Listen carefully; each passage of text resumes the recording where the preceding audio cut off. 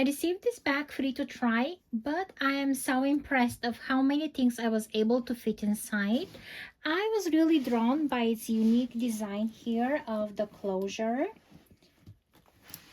And all those leather details here really draw my attention. Here are the tabs, the little piece here at the top, the double stitching on the side here really also drew my attention. The straps are really sturdy, and look what I was able to fit inside.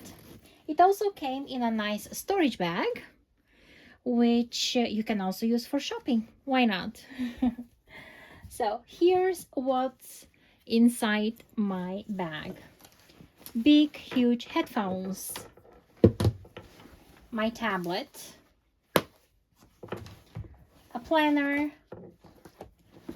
pencil case, and a big 5-subject notebook with notes.